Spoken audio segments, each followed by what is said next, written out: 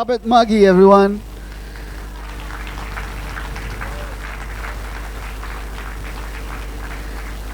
Uh, Hi, Bob.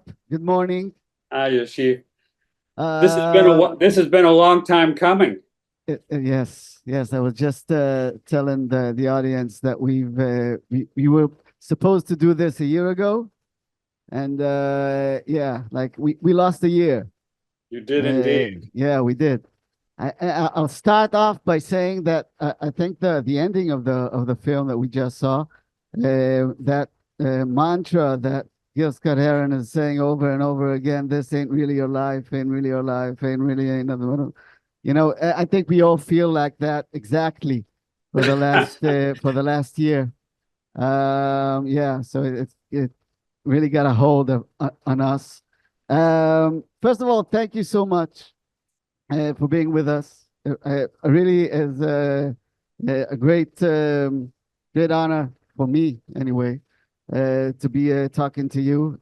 This particular film I saw for the first time, I think about 30 years ago, and it really changed my life, I have to say. I wanted to talk to you a little bit about this film, and later on, maybe if we have the time, about other films of yours, and maybe even pick up a question or two from the audience. Sure. Well, can you tell me about a bit about this film? How did it come about? Um, it came about because I had made actually sort of my third film after university was a film about jazz artist Sun Ra. And I couldn't raise any money for it. I practically starved making it. It was a labor of love. But then it got picked up by Channel 4 Television in England, which was their new channel that was a year from going on the air. It was their fourth TV channel. And and it also was playing at the London Film Festival. So I thought, okay, even though I'm totally broke, I have to go to London and I have to try to meet this guy who was crazy enough to buy this film about the man from Saturn, Sun Ra. And so I went to their offices, which they weren't even their permanent offices yet. Went in and met him. Almost as soon as I sat down, he had a little phonograph. Remember those in the corner of his office, and he put on a Gil Scott-Heron album. It was then the new one, Reflections, and he started to play the last song on it. And I said, "Oh, that's B Movie, Gil Scott-Heron. I'm living back in the D.C. area, Washington D.C. area. He lives not far away." And he said words that had never before been said to me. If someone would make a film on this guy, I'd pay for the whole thing.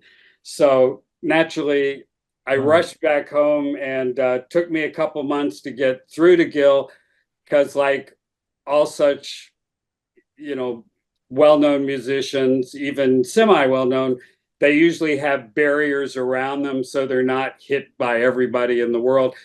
Um, and then I found out that on April 1st, which was his birthday, there was going to be a concert in Washington D.C.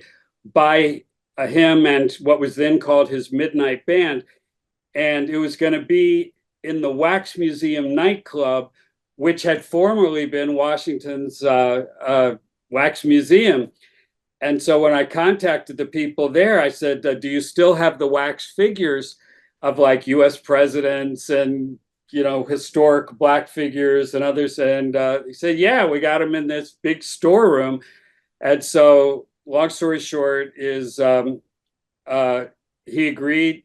Andy Park was his name, from Glasgow, Scotland, who was the commissioning editor for music. He agreed to fund it, and so I arranged.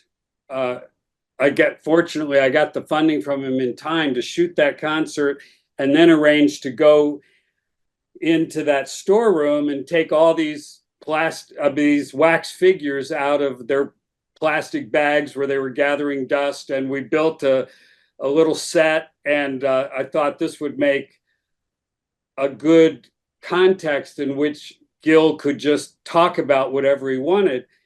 And there's lots more I could tell you about the the techniques I used, the themes involved, all that, but I'll leave that to you, what you want me to get into. First of all, I would love you to get into that. My next question was pretty much about that, about the planning before shooting. I mean, how much of it was planned? How much of it was scripted? Well, it's a great question because actually, I always believe you should go into something with lots and lots of preparation and a formal structure in mind, and then just be open to whatever happens. It's sort of the best of both worlds. It's like combining Kubrick or Hitchcock on one hand with like a Robert Altman on the other, just letting things happen. But it really, amazingly, it was really just 3 days of shooting. There was the one day with the wax figures, the one day where we did the concert. It was 2 sets, 2 musical sets, each of which was preceded by the monologue, which he had created for Black History Month in February. This was now April 1st. And so I filmed both.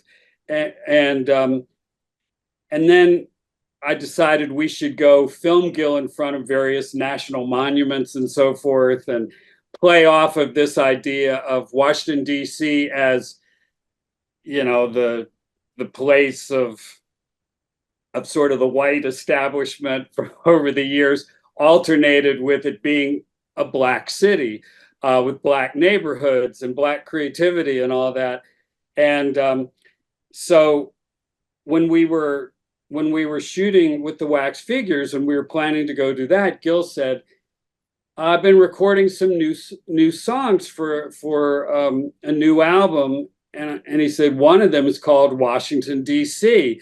and he had created, he had it on audio cassette, and well, it was actually just a few of the instruments and a vocal guide track. And so it was incomplete, but he said, "Here, take the tape. Maybe you can put it on the soundtrack and cut things to it." I said, "Well, that's not really the way I work." But I asked him, "Do you have a boom box?" And he said, "Yes." And I said, "Well, could you bring it when we shoot around Washington?" So as you saw, what we did is we put the tape into the boom box, and he held it on his shoulder, and my sound man placed a microphone on his chest that would pick up him singing along with that. And then, as you saw, we walked him along what's called the tidal basin next to the, I guess it's the Jefferson Memorial, and the Washington Monument, and through the Black University, Howard University. And so that was a key technique I used. But the other thing that happened coincidentally was my primary cameraman at that time, we used to call him the human dolly because he could do these incredible handheld moves without the camera shaking and everything. It was a joy just to watch him do it. But he had become friends with Garrett Brown, who had just recently invented the Steadicam, which, as many of you there sure know, is the now long-time device that will, in fact, other similar devices have been invented since, but it was the first to, it would sort of hold the camera out in front of you, and you could run up and down stairs or run down the street or whatever, and it would keep the camera steady. And it had only, Garrett had used it on one feature film, Bound for Glory, I think it was called, about Woody Guthrie. But no one had used it nonstop through the entire film. So I said, we're going to be the first ones to use the Steadicam from first frame to last frame. And what I had in mind was that back then, political films were usually in black and white. They're the bouncy camera and things going in and out of focus and sudden zooms and all that. And I said, we're going to try something different. I said, we're going to use these brand new negative color film stocks, and we're going to use this Steadicam, and we're going to do like the opposite. And I thought of it as like there was a book that had come out not too many years before it called Fear of Flying by Erica Jong. And I don't know if I should be cursing in front of this particular audience or not, but yeah, you may. Okay. Well, she had this this term in it called the zipless fuck. And the whole idea of it was that the two members of the couple came together with such passion, they didn't even realize their clothes were dropping off of them or anything. And so I said, we're going to try to do something similar here. We're going to rather than doing like a Bertolt Brecht or a Jean-Luc Godard, where you try to distance people from the play or the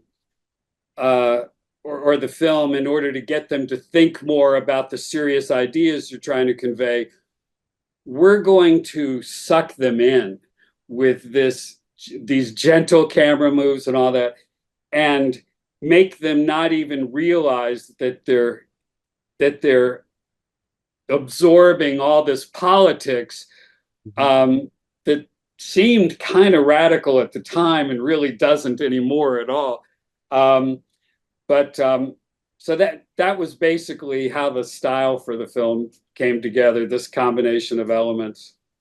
How did Mr. Scott-Heron react to the whole process of shooting? Did he like the camera? Oh, he loved it, and the camera loved him, obviously. Yeah. In fact, we recently showed a few of my films at a theater in New York, and Larry McConkey, who, by the way, went on to become and still is the top Steadicam operator in Hollywood, which is why I haven't been able to use him again for a lot of years. But he met us at the screenings in New York, and he was talking about how Gil Scott, well, see, we had done the same thing with the Sun Ra film. Like I had put him for instance, sort of the two key things with Sun Ra thematically were like he would draw on ancient Egypt and outer space. And so we put him in this Egyptian room with this like Sphinx and columns from old Egyptian structures and all. And then we walked Sun Ra around it. And so I had Sun Ra improvise to like the Sphinx and the other things. And I had Larry improvise with him. And then once in a while I would tap Larry on the shoulder and say, let's move around this way and all. But so we did something very similar with Gil and with the wax figures is we said, here's Betsy Ross, who's known for creating the original American flag and all. And here's these American presidents, and here's these Black historical figures, Langston Hughes, Duke Ellington, Louis Armstrong, on and on, Marian Anderson, the singer. So you and Larry will improvise. So you will say what you want, you Gil, that, and then Larry will move in relation to you, and it'll be improvisatory the way jazz is improvisational. So he loved it, and we worked together again the following year. I made a film, actually thanks to him and his manager. He had been booked for Cool Runnings, for Sunsplash in Jamaica, and so they convinced the guys at the festival that I should be allowed to come work with him again and film the festival. And so that resulted in a film I did called Cool Runnings, the reggae movie. Did you stay in touch with him afterward? I did.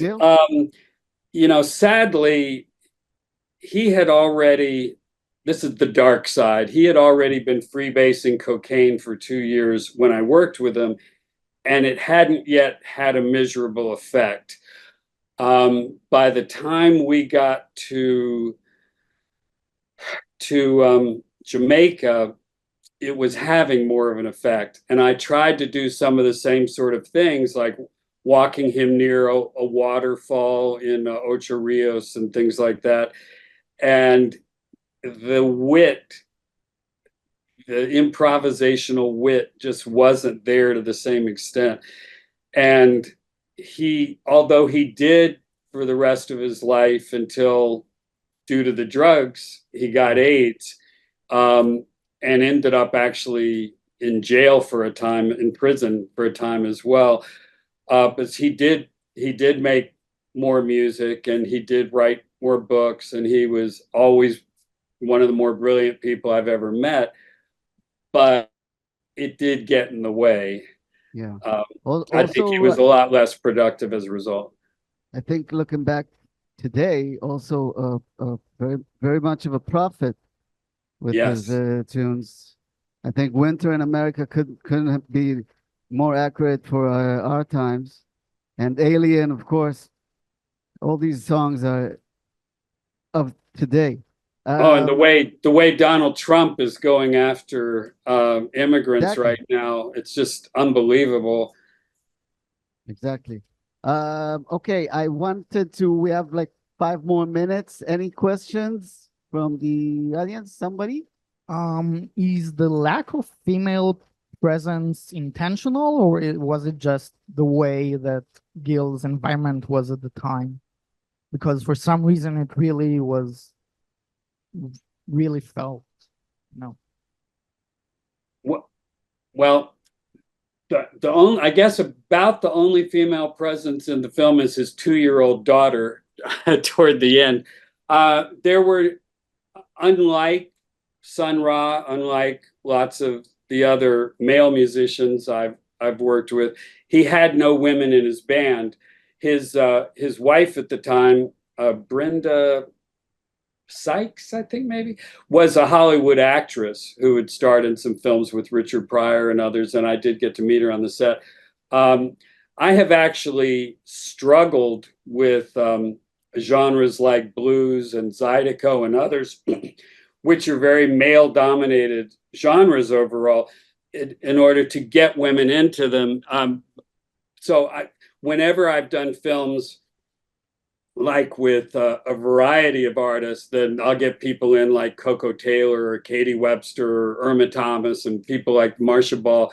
And in fact, I got so frustrated by the lack of women in a lot of my films that finally I was the filmmaker in residence for Mississippi Public Broadcasting, and Morgan Freeman co-owned a club in Mississippi nearby called Ground Zero Blues Club. He still co-owns it, though his original partner died. So anyway, we had done one project together called Last of the Mississippi Jukes, and there are a few female artists in that one. But I said, let's go all out. Let's do a film called Blues Divas. And so we created both a 2-hour film and an 8-hour public television series and 8 long-form portraits of the different women, who included Irma Thomas, Betty LaVette, Deborah Coleman, Mavis Staples, Denise LaSalle, a whole lot of people. But yes, in this film at this time, his band was all male, and you go in filming what they want to show you. Maybe I'll continue the question.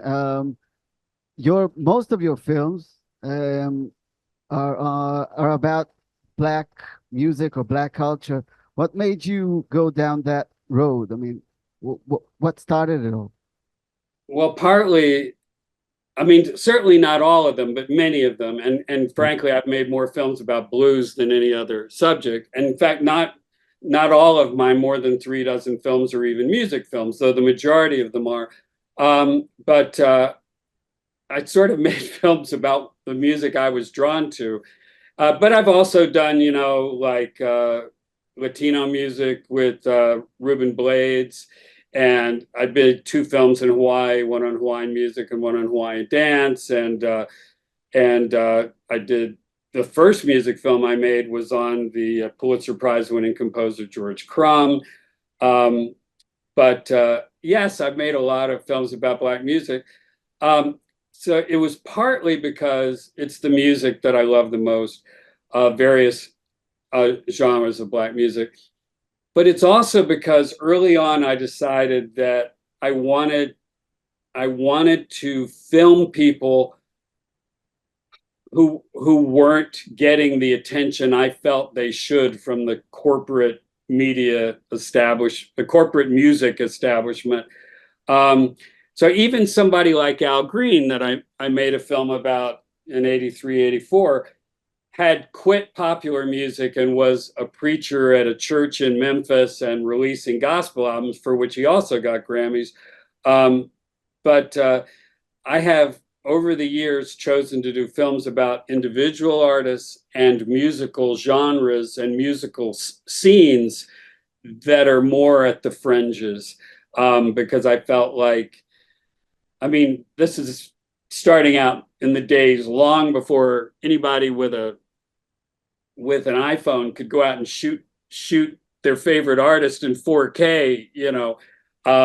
These people were not being documented, and so I saw it as my role to document them. By the way, if you don't mind me giving a quick plug here, last year I released a filmmaking memoir called Notes from the Road, a filmmaker's journey through American music, which tells the stories behind the making of what I considered up until that time anyway, because I have a new music film coming out soon, but what I consider my 25 key music-related films, and also my new book that just came out in this last week, which is called A Saloon Man, a German immigrant battles the limits of liberty, 1870 to 1915, which is the story of my great-grandfather who fled the what was it called, the